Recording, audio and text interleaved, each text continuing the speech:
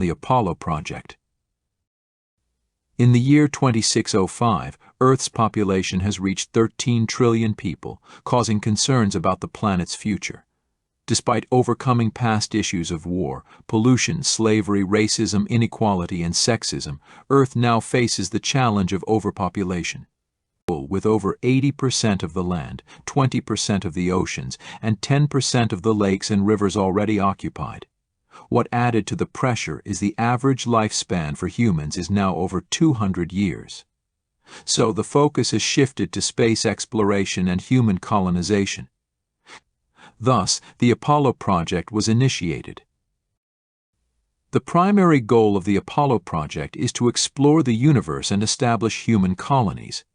The project involves the construction of Apollo, a spacecraft being built in Earth's orbit. The first ship, Apollo 1, is set to be deployed within the next 12 months. 10 fleets will each be assigned an Apollo, with Master Fleet Admirals leading the command, along with a support team of 40,000 vessels, including carriers, battleships, cruisers, and various other ships. The Apollo command ship, weighing over 60 trillion tons, is designed to accommodate over 10 million civilians, providing a self-sustaining environment similar to that of a city on Earth, complete with amenities, agriculture, and even military capabilities. Its military power can even cloak, as far as its armaments and weapons, that has remained classified. Apollo will be Earth's first colony vessel. The Earth's 7th Fleet, based in San Diego, California, is one of the 10 fleets. It houses over 90,000 ships and over 2.3 million military personnel, including airmen, engineers, marines, and special ops units. The commander of the Apollo 1 is Master Fleet Admiral Bishop Serbos, known by the call sign Big Boss, described as a tall, imposing figure with a distinctive appearance. He is tall, around 6 feet 5 inches, with salt and pepper-colored hair, around 260 pounds, and with icy gray eyes. His looks alone will tell you who is in command. He is well respected by his crew and known for leading by example. Rumors suggest that in battle, Big Boss got big balls. The next day started with a thunderous storm. It awakened the admiral. He looked toward the large bedroom window and lifted himself to sit on the side of the king-size bed. Standing up, he noticed his wife Sandra had left the bedroom. From the smell of coffee brewing, he knew her whereabouts. He slipped into his slippers and headed downstairs, following the aroma of coffee to the kitchen. There, Sandra stood before the sink, watching the rain bouncing off the window. Bishop approached her, putting his arms around her and kissing her neck softly. Sandra jumped, a little surprised. She turned to face him with a smile and said, "Good morning, Big Boss." They embraced and started laughing. At that moment, their son walked into the kitchen and said, "Hey, you two, get a room. We do eat in here." Alex sat at the table. His mother and father joined him at the table. Sandra asked him, "So what's new with you, Alex?" He started consuming his breakfast. Sandra asked, "What are your plans for today?" Alex replied, "I had planned to hang out on the beach today, but the rain squashed that idea." She then asked, "Is there anything new going on at work?" Alex said, "Just the usual. So your dad didn't give you the news?" Alex looked at his dad. Big Boss replied, "Well, I am sorry, but we are reassigning you and other pilots." Alex protested, "No way. I am just getting used to this new command and fighter squad. That's going to be a major setback for me." Big Boss replied, "You know I never get in the way of commands, especially commands dealing with you, such as a father and son fleet commands." Alex responded, "Damn. Big Boss, Alex, I assume you haven't checked your military cloud messages." Alex then pulled up his iPhone. "What? No way." With a big smile, report to the USS Hennedy Monday, June 5th, 2605. "Wow, this is amazing. My dream ship, plus Sam and Marshall, is also on board." Big Boss said, "I had nothing to do with that. But you can always live aboard the Apollo with your mom and sister." Alex replied, "Nah, hey," and then left the room. Sandra spoke, "So when do we start packing?" "I want to fly up next week to the Apollo and see the house and neighborhood if possible." "Would next week be good?" Big Boss replied. "How about tomorrow? This rain should be clearing out." Sandra smiled. Are you kidding with me? She had a big grin on her face. Are there people living there now? Big Boss replied, yes, there are. They are operating the full city now. There are techs, other military personnel aboard, and their families. The Apollo is about 95% ready for space travel. Big Boss replied, I will call for a military flight taxi tomorrow morning. Sandra replied, I cannot wait. Big Boss replied, make sure to ask Sharon if she wants to go. She will be attending classes there. Sandra replied, that's a great idea. 8 a.m. the following morning, the family gathered around the breakfast table. Alex asked if they were all ready and packed. Sharon responded, are you not going? Alex said, nah, it's only for the young ones. What are you going to do for the day? Asked Sandra. Alex said, I will report to Kennedy today. Big Boss said, you can't wait, huh? Big Boss said, tell Admiral Tillis hello. We will be on the Apollo for a few days, back on next Sunday. Alex, you all be safe. At that point, there was a ring at the door. Big Boss. That's our MP taxi. He goes to the door and opens it. A Marine Major and 2 first lieutenants were at the door. All 3 gave a snapping salute to the Admiral. The 3 officers responded, good morning, Sir. Big Boss, good morning, gentlemen, at ease. The Major said, sir, we arrived to take you and your family to the Apollo. One of the lieutenants asked, sir, will you be carrying luggage? Sir. Big Boss, yes.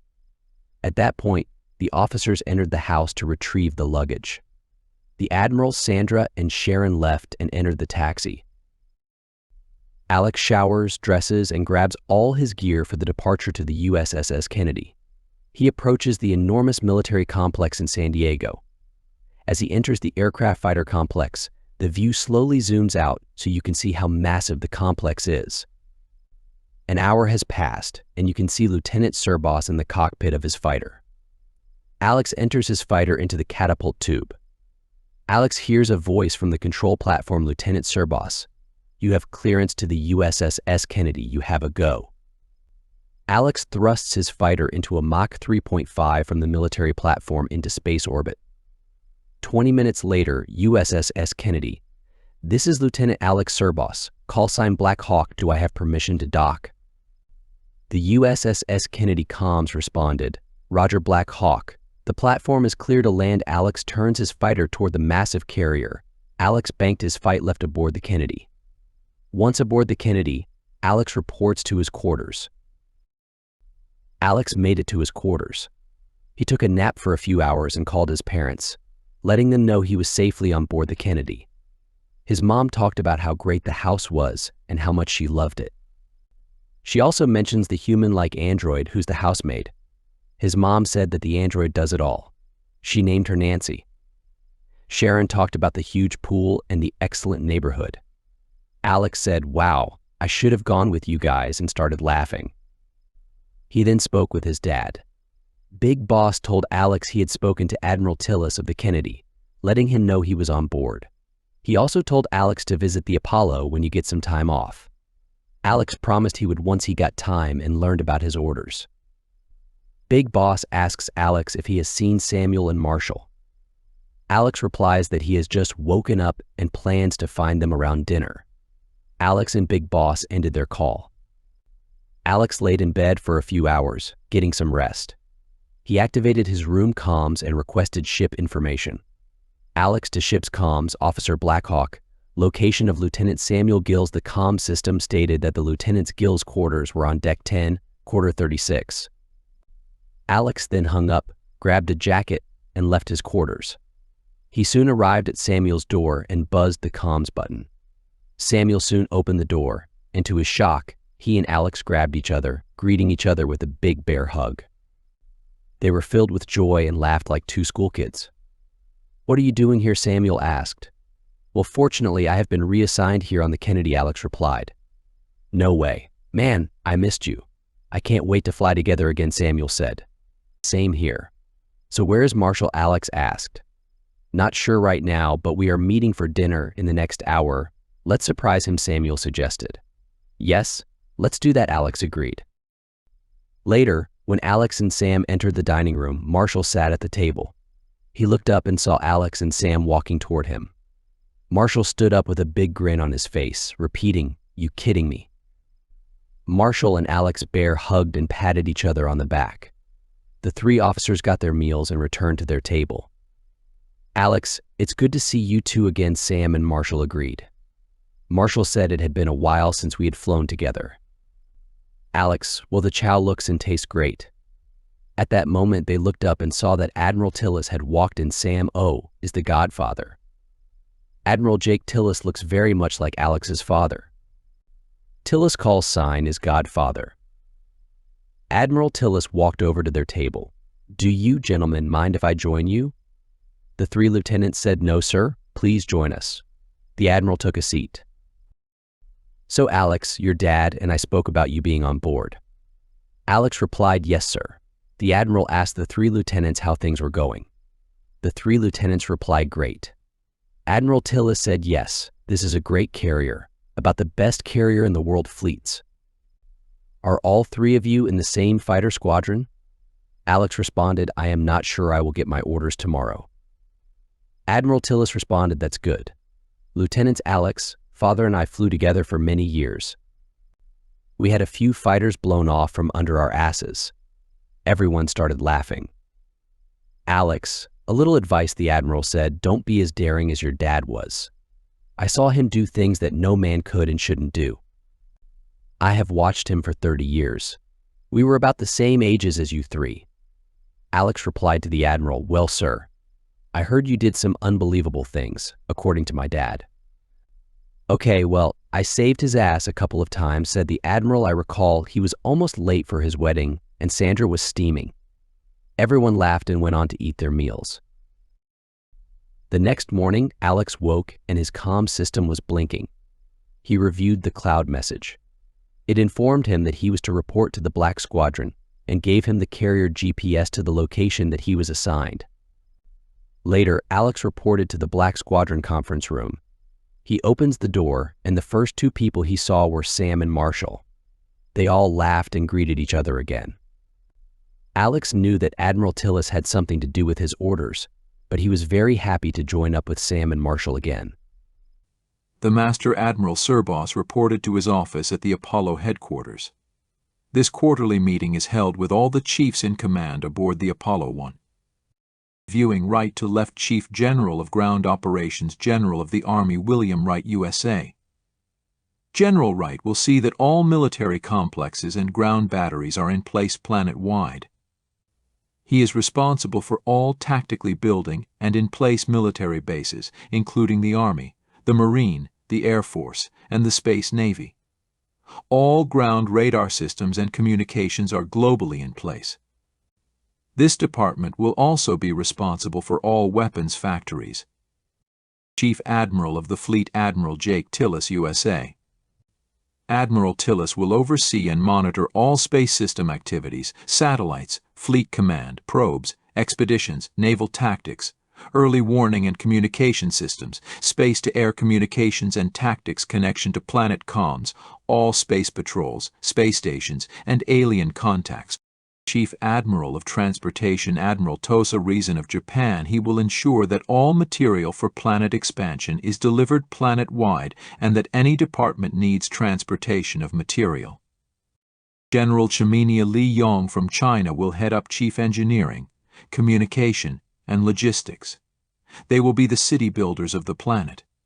They will develop all roads, buildings, lands, and agriculture. They will lay the groundwork with Admiral Risen, building the framework for new towns and cities across the planet and assuring that water and power are connected to communities. Wooden houses and buildings are banned from developing and structured for safety reasons. Executive Officer Master General of Civilian Military Personnel General Ross Turner, USA. He will be in charge of education, employment, health and human services, hospitals, housing, departments, internal affairs, and advertisement for towns, cities, new homeowners, and businesses.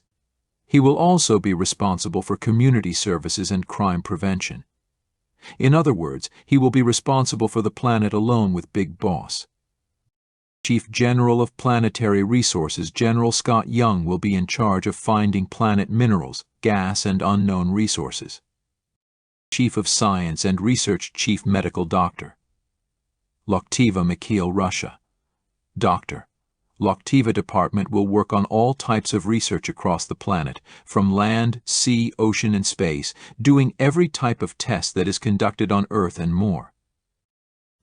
A number of tests will be conducted before civilians can be released on the planet, which will take up to 6 months for the planet to complete terraforming to Earth's environment. Civilians can live on Apollo for up to a year, and military personnel and their families are welcome to remain. Master Admiral Serbos entered the High Command conference room. Everyone stood to attention. Big boss, please, everyone, be seated. I won't take much of your time. I read everyone's reports. It looks as if we are still on schedule or a little ahead of schedule. Does anyone have questions for me? Sir, responding Admiral Tosa reason, when will the civilian pickup start? Big boss stated he spoke with Admiral Tillis. The pickup should start next week. Big boss, said Jake. Can you give us an update? Admiral Tillis spoke the pickups will start next week and the families have been informed. We will start with Africa and Europe next week, Russia and China the week after, Brazil and other South American countries, followed by the Middle East and Southeast Asia. Japan, Australia, Canada, and the USA will be the final pickup. Last but not least, we are still on schedule to deploy from Earth near the end of December. Big Boss replied. Thank you. Is there anything else you have to share? Jake, oh sure. Ladies and gentlemen, the Apollo 1 is 100% complete. Everyone stood up clapping. And more good news, Apollo 2 will be just 6 months behind us. Everyone and Big Boss started applauding again. Big Boss replies, we are expanding the frontier for humanity. After the meeting adjourned, Master Admiral Bishop Serbos and the Apollo 1 media announced to the Earth that the Apollo 1 is completed, ahead of schedule, and the Apollo 2 and the 6th Fleet will follow 6 months later to join Apollo 1 and the 7th Fleet.